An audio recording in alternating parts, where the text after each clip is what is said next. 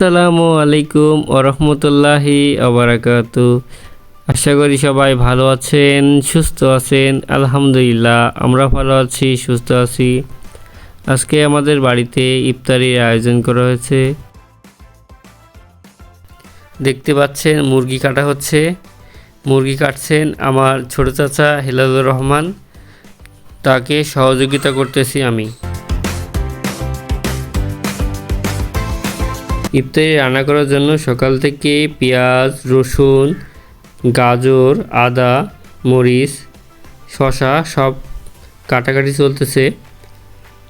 কাটাকাটি শেষ হলে আমাদের বাবুর্চি এসে রান্না করে দিবেন।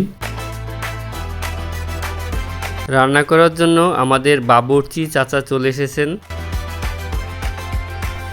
রান্না যে করবেন এই চাচার নাম আলিমউদ্দিন। উনি অনেক ভালো রান্না করেন। আজকে ইফতারির জন্য রান্না করা হবে মুরগির মাংস দিয়ে ভুনা খিচুড়ি। মুরগির মাংস রান্না করার জন্য প্রথমেই মশলাটাকে কষিয়ে নেওয়া হচ্ছে।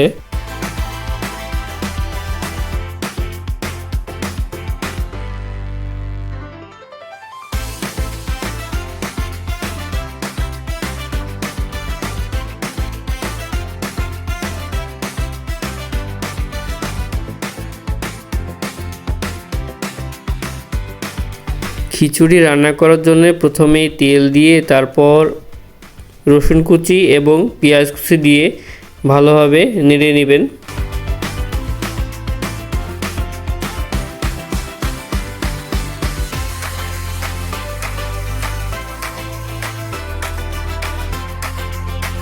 পেঁয়াজ কুচি এবং রসুন কুচি কিছুটা ভাজা ভাজা হয়ে যাওয়ার পর কাঁচামরিচ দিয়েছেন।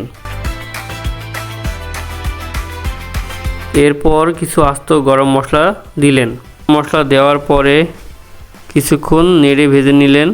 তারপর 15 কেজি চাউলের জন্য 42 লিটার পানি দিয়ে ভালোভাবে ফুটিয়ে নিলেন। তারপর দেখতে পেলেন 3 কেজি মতো মাসকলাইয়ের ডাউল দিলেন।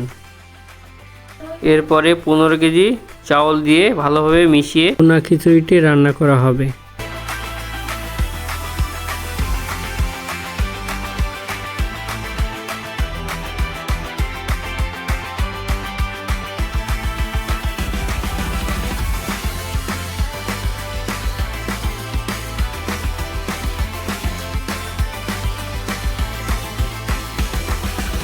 খিচুড়ির চাউলটা কিছুটা সিদ্ধ হয়ে আসলে আগে থেকে রান্না করে রাখা মুরগির মাংসগুলো দিয়ে দেব।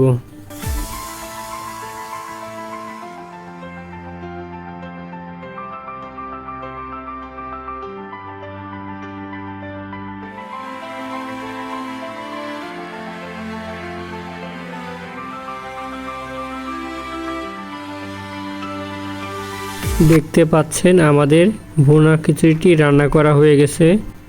বাবুর্চি চাচা গামলাতে খিচুড়িগুলো উঠাই দিচ্ছেন। তারপর এগুলো আমরা ঠান্ডা করার জন্য ঘরে নিয়ে ছড়িয়ে দিব।